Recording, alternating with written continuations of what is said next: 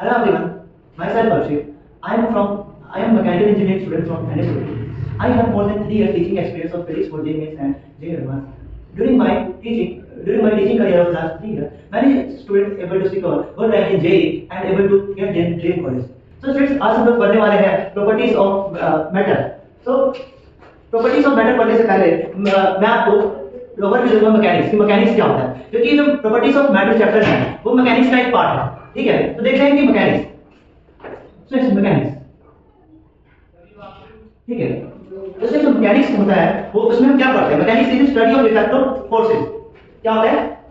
Study of effect of forces. Students, ये जो इतना है study of effect of forces, इसी के ऊपर इसी से पूरा मैकेनिक्स बना हुआ है। ठीक है, बिकॉज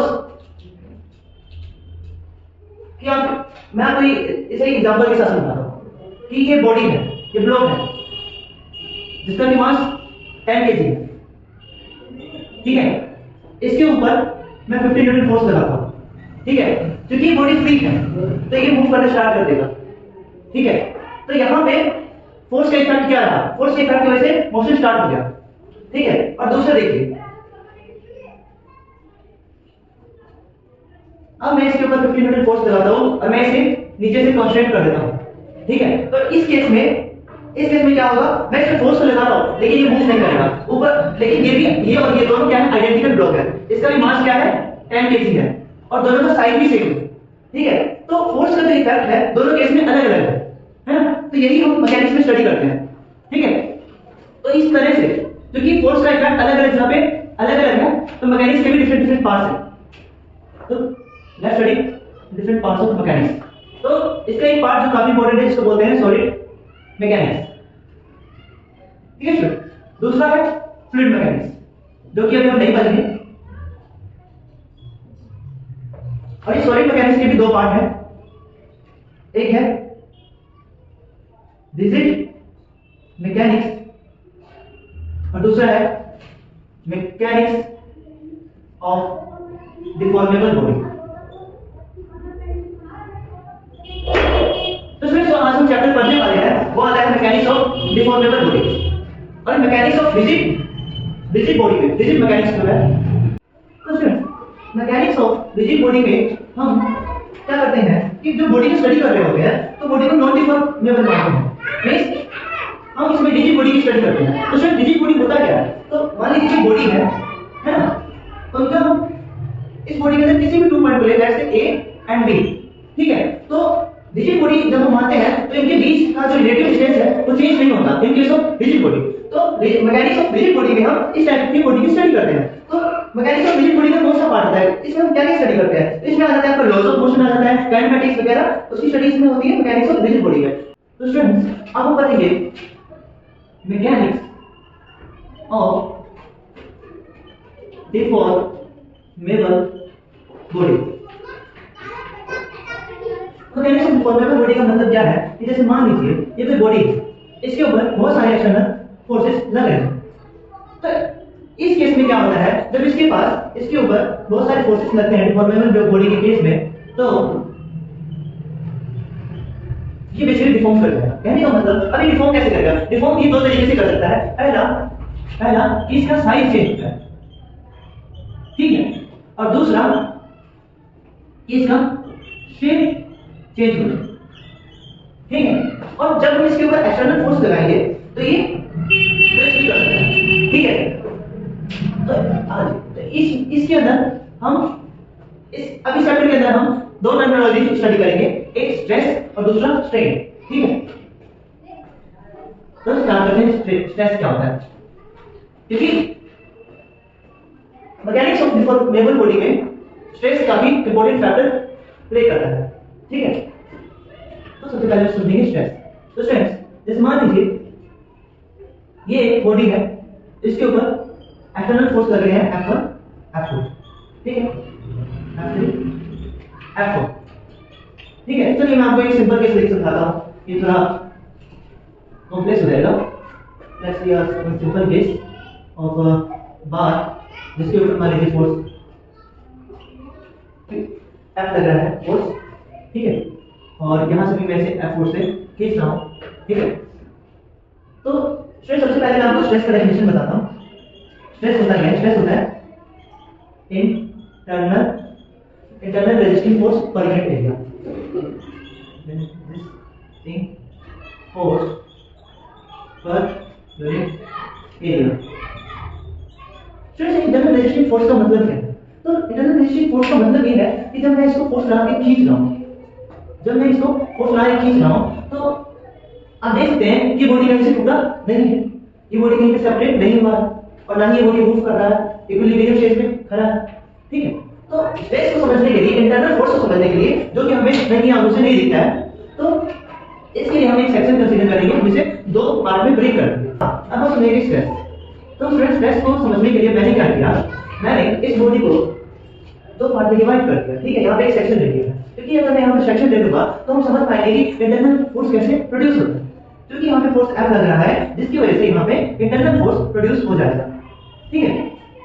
तो अब क्योंकि आपको पता है कि बॉडी स्टैटिक इक्विलिब्रियम में है, तो जितना फोर्स इस साइड लग रहा है उतना ही फोर्स इस तरफ लग रहा है, ठीक है। ये क्या है, ये इंटरनल फोर्स डिफरेंट पॉइंट पे है। तो ये जो इंटरनल फोर्स का जो समीकरण है और ये F जो एक्सटर्नल फोर्स है, दोनों बराबर होते हैं, ठीक है। और यही फोर्स है, इसी फोर्स की वजह से स्ट्रेस डेवलप होता है, ठीक है। एक्सटर्नल फोर्स की वजह से इंटरनल फोर्स प्रोड्यूस हुआ और ये इंटरनल फोर्स ही स्ट्रेस प्रोड्यूस करते हैं। तो स्टूडेंट, इस तरीके से स्ट्रेस का फॉर्मूला क्या आ जाता है, स्ट्रेस जिसको कि हम सिग्मा से डिनोट करते हैं, उसका फॉर्मूला आ जाता है फोर्स अपॉन में एरिया, ठीक है स्टूडेंट। तो और ये जो स्ट्रेस होता है, इसका जो ऐसा यूनिट निकलता है वो है न्यूटन पर मीटर स्क्वायर, ओके। नाउ अब हम देखेंगे स्ट्रेस कितने टाइप का होता है और स्ट्रेस किस टाइप का क्वांटिटी है।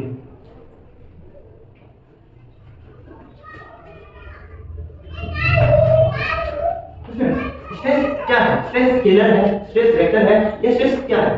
तो स्टूडेंट्स, स्ट्रेस ना तो वेक्टर क्वांटिटी है और ना ही स्केलर क्वांटिटी है। स्ट्रेस क्या होता है? स्ट्रेस एक टेंसर क्वांटिटी है। सर ये टेंसर क्वांटिटी क्यों है? ये टेंसर क्वांटिटी इसलिए है क्योंकि हमें स्ट्रेस को डिफाइन करने के लिए तीन चीजों की रिक्वायरमेंट होती है। एक कि स्ट्रेस का मैग्नीट्यूड कितना है, ठीक है, और दूसरा स्ट्रेस किस डायरेक्शन में लगाया जा रहा है, और तीसरा स्ट्रेस किस प्लेन के ऊपर लगाया जा रहा है। इस तो फ्रेंड्स अब हम देखेंगे स्ट्रेस कितने टाइप्स के हैं, ठीक है। तो टाइप्स ऑफ स्ट्रेस, ठीक है। तो टाइप्स ऑफ स्ट्रेस में हमारे पास बेसिकली तीन तरह के स्ट्रेस होते हैं। एक होता है नॉर्मल स्ट्रेस, ठीक है, दूसरा होता है शियर स्ट्रेस, और तीसरा होता है वॉल्यूमेट्रिक स्ट्रेस, एंड इसको हम हाइड्रोस्टैटिक स्ट्रेस के नाम से भी जानते हैं, ठीक है। तो इस तरीके से हमारे पास स्ट्रेस के तीन टाइप हैं। और जो नॉर्मल स्ट्रेस होता है ये दो तरह का होता है on the basis of direction of force applied. एक होता है इसमें जिसको हम बोलते हैं टेंसाइल स्ट्रेस, और दूसरा होता है कॉम्प्रेसिव स्ट्रेस, ओके, ठीक है। तो ये तो हो गया कि स्ट्रेस कितने टाइप के होते हैं। अब हम एक एक करके सब समझते हैं कि कौन सा स्ट्रेस किस कंडीशन में लगता है, ठीक है। तो पहले हम देखते हैं कि ये नॉर्मल स्ट्रेस क्या होता है।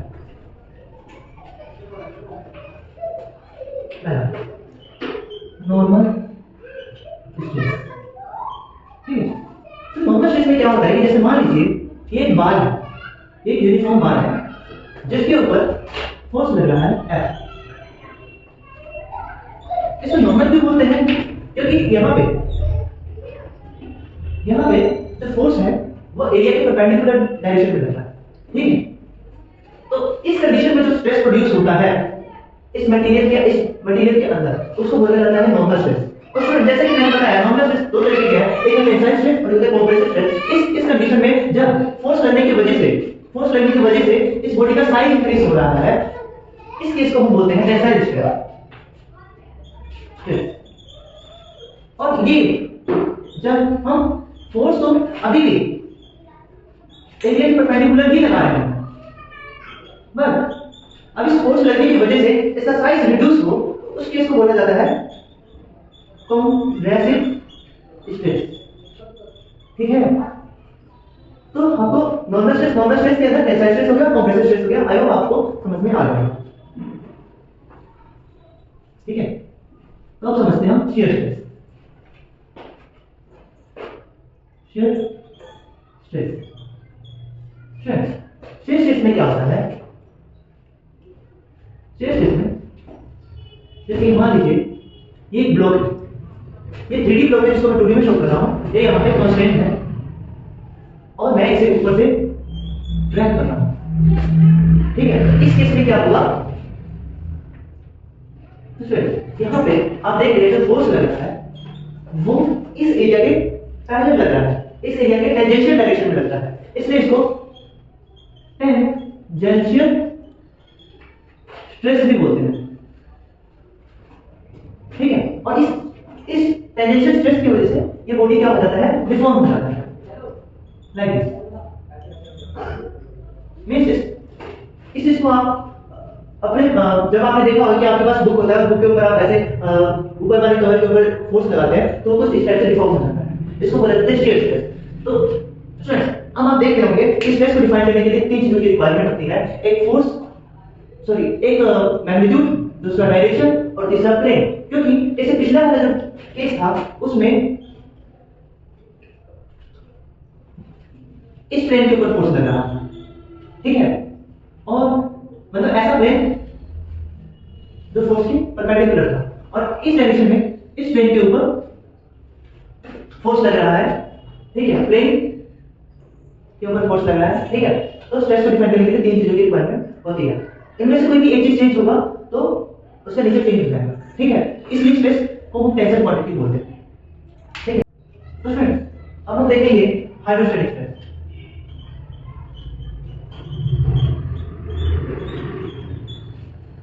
तो फ्रेंड्स हाइड्रोस्टैटिक स्ट्रेस या बेसिकली आपको मैं समझाता हूं वॉल्यूमेट्रिक स्ट्रेस। हाइड्रोस्टैटिक स्ट्रेस इसका ही एक वो एक्सटेंशन है। तो वॉल्यूमेट्रिक स्ट्रेस में क्या होता है कि जैसे मान लीजिए कोई बॉडी है, उसके ऊपर हर तरफ से इक्वल फोर्स अप्लाई हो रहा होता है ना। इस सिचुएशन में जो स्ट्रेस इसके अंदर इंड्यूस होगा उसको हम बोलते हैं वॉल्यूमेट्रिक स्ट्रेस। ठीक है, तो वाटर इसका एक परफेक्ट एग्जांपल होता है। वाटर के अंदर अगर आप किसी भी बॉडी को अगर रखते हैं तो आप मान सकते हैं कि उसके हर डायरेक्शन में इक्वल फोर्स लग रहा है, तो इसके अंदर जो स्ट्रेस इंड्यूस होगा उसको बोलते हैं हाइड्रोस्टैटिक स्ट्रेस। ठीक है, यहां मैं अज्यूम कर रहा हूं इसका जो डायमेंशन है वो बहुत ज्यादा बड़ा नहीं है। ठीक है, तो स्ट्रेस अब हम स्टार्ट करेंगे स्ट्रेन, बिकॉज़ हम स्ट्रेस समझ चुके हैं।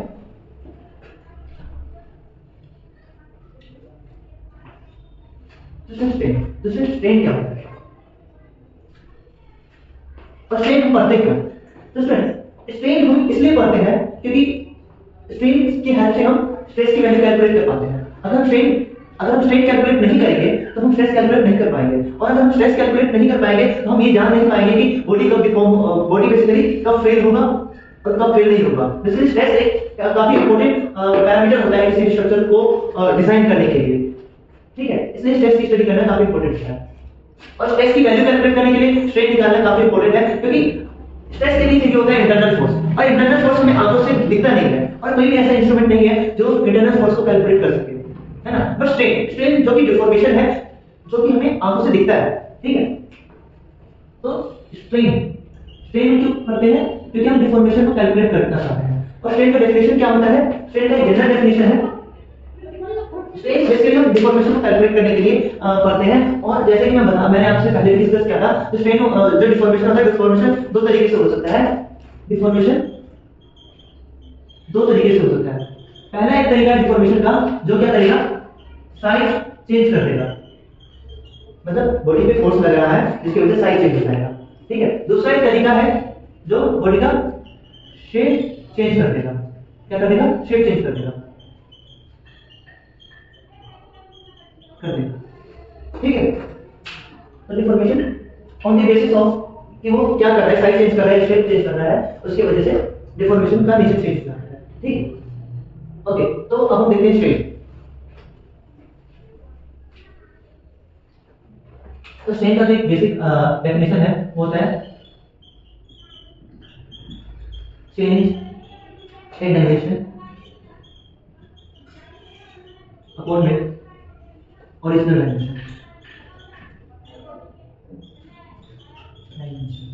चेंज इन डायमेंशन अपॉन में ओरिजिनल डायमेंशन। अब देखिए क्योंकि ऊपर में जो यूनिट होगा वही यूनिट नीचे भी होगा, इसलिए जो स्ट्रेन होता है, स्ट्रेन क्या होता है, यूनिटलेस होता है, यूनिटलेस और डायमेंशनलेस। स्ट्रेन यूनिटलेस भी है और क्या है, डायमेंशनलेस भी है। ठीक है, स्ट्रेन यूनिटलेस भी होता है और डायमेंशनलेस भी होता है। अब हम देखते हैं स्ट्रेन कितने टाइप्स के होते हैं।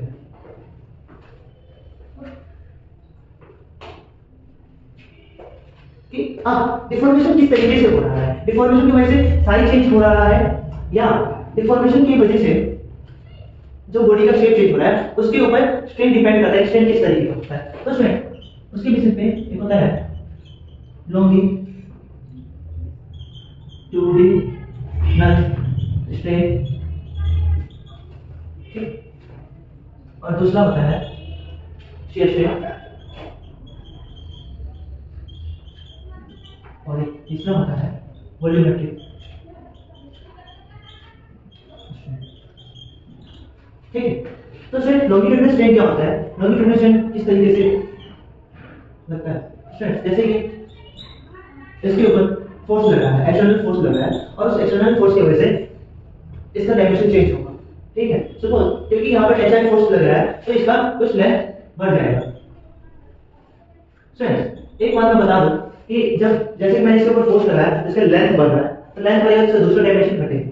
ठीक है, तो लॉन्गिट्यूडिनल स्ट्रेन में को हम कैसे कैलकुलेट करेंगे, मान लीजिए पहले इसका लेंथ L था, ठीक है, अब इसका length L plus delta L है। तो स्टूडेंट्स लॉन्गिट्यूडिनल स्ट्रेन को कैलकुलेट करने का फॉर्मूला होगा LF फाइनल लेंथ और LI अपॉन में इनिशियल लेंथ। ठीक है स्टूडेंट्स, इनिशियल लेंथ L है और final length L plus delta L है, तो मैं इसे डेल्टा L बोल सकता हूं। तो स्टूडेंट्स ये हो गया हमारा लॉन्गिट्यूडिनल स्ट्रेन, लॉन्गिट्यूडिनल स्ट्रेन।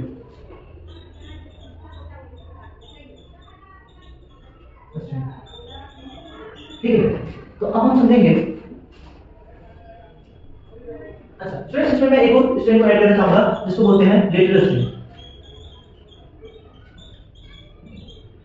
ठीक है, तो सर ये लेटरल स्ट्रेन क्या होता है, देखो सर लॉन्गिट्यूडिनल स्ट्रेन की बात करें तो longitudinal strain means change in dimension along the length, और basically change in dimension along the force, जिस डायरेक्शन में फोर्स लग रहा है उसी डायरेक्शन में डायमेंशन का चेंज होगा। अब लेटरल स्ट्रेन क्या होता है कि जो फोर्स लग रहा है, जिस डायरेक्शन में फोर्स लग रहा है उसके परपेंडिकुलर डायरेक्शन में साइड से चेंज होना। मींस आप देख सकते हो ये जो डायमीटर है, ये जो रोड है उसका डायमीटर क्या हो रहा है, वो चेंज हो रहा है। फोर्स इस डायरेक्शन में लग रहा है, इस डायरेक्शन में फोर्स लगने की वजह से उसके परपेंडिकुलर डायरेक्शन का जो डायमेंशन है वो चेंज हो रहा है। तो लेटरल स्ट्रेन, लेटरल स्ट्रेन कैसे कैलकुलेट करेंगे, लेटरल स्ट्रेन होगा आपका dl फाइनल डायमीटर माइनस में इनिशियल डायमीटर अपॉन में initial diameter, means change in diameter upon में डायमीटर। ओके, तो स्टूडेंट्स आप यहां पे देख सकते हैं कि फोर्स लेंथ के अलॉन्ग लग रहा है, जिसकी वजह से लेंथ की लंबाई बढ़ रही है, मींस जिस अलॉन्ग में जिस डायरेक्शन में फोर्स लग रहा है उस डायरेक्शन का लेंथ बढ़ रहा है, डायमेंशन बढ़ रहा है, और जिस डायरेक्शन और उसके परपेंडिकुलर डायरेक्शन का डायमेंशन है वो घट रहा है। ठीक है, मींस एक डायरेक्शन में जो स्ट्रेन है वो पॉजिटिव है, दूसरे दूसरे एक डायरेक्शन में अगर बढ़ रहा है तो दूसरे डायरेक्शन में घट रहा है डायमेंशन। ठीक है, तो स्टूडेंट ये होगा आपका लॉन्गिट्यूडिनल स्ट्रेन और ये होगा लेटरल स्ट्रेन। अब हम देखते हैं shear strain. Student shear strain होता है, शियर स्ट्रेन क्या है, जैसे कि स्ट्रेन बोला था मैंने, स्ट्रेन को स्ट्रेन दो तरीके से डिफाइन होता है। एक चेंज इन डायमेंशन, मतलब आपका डिफॉल्ट फोर्स लगा जिसकी वजह से डायमेंशन चेंज हो गया। दूसरा है चेंज इन डिफॉर्मेशन। तो शियर स्ट्रेन मेजर करता है कि डिफॉर्मेशन कितना हुआ है बॉडी के अंदर। जैसे मान लीजिए ये ब्लॉक है, ये ऐसे पड़ा हुआ, ठीक है, और जब इसके ऊपर मैंने फोर्स लगा दिया, अभी इसमें कोई डिफॉर्मेशन नहीं हुआ है, लेकिन जब मैं इसके ऊपर टेंजेंशियल फोर्स लगाऊंगा तो ये ऐसे डिफॉर्म कर जाएगा। ठीक है, ऐसे डिफॉर्म कर जाएगा, है ना। तो ये इसी को बोलते हैं हम शियर स्ट्रेन। ठीक है, इट मींस ये जो दो परपेंडिकुलर फेसेस हैं, ये जो परपेंडिकुलर फेसेस है उसके बीच आफ्टर एप्लीकेशन ऑफ फोर्स कितना एंगल चेंज हुआ है उसी को बोला जाता है शियर स्ट्रेन। मींस चेंज इन angle between two perpendicular faces. ठीक है, तो ये हो जाता है शियर स्ट्रेन। ठीक है, तो स्टूडेंट्स तो शियर स्ट्रेन हम कैलकुलेट कैसे करते हैं, shear strain basically tan theta, means ये कितना जो आपका ये जो दो पैरेलल साइड्स है वो कितना खिसक गए हैं, इसको हम कैलकुलेट करेंगे। सपोज ये डेल्टा है, ठीक है, और इनके बीच में कुछ डिस्टेंस डी है, तो आप इसको कैलकुलेट कर सकते हैं tan ऑफ इसमें डेल्टा L1 डी। तो यहां से आप इसको कैलकुलेट कर सकते हैं स्ट्रेन को। फिर अब हम देखेंगे volumetric strain. Strain volumetric strain क्या होता है? बेसिकली वॉल्यूमेट्रिक स्ट्रेन होता है metric strain, change in volume upon में ओरिजिनल वॉल्यूम। ठीक है, मींस कि अब ये आपको कोई बॉडी है, उसके ये मान लीजिए कोई बॉडी है, इसके ऊपर जो एक्सटर्नल फोर्सेस लग रहे हैं, इसकी वजह से वॉल्यूम में कितना चेंज हुआ, कितना डिफरेंस हुआ। ठीक है, तो चेंज इन वॉल्यूम अपॉन में ओरिजिनल वॉल्यूम क्या था, ऐसा वॉल्यूमेट्रिक स्ट्रेन निकाल सकते हैं। ठीक है, क्लोज।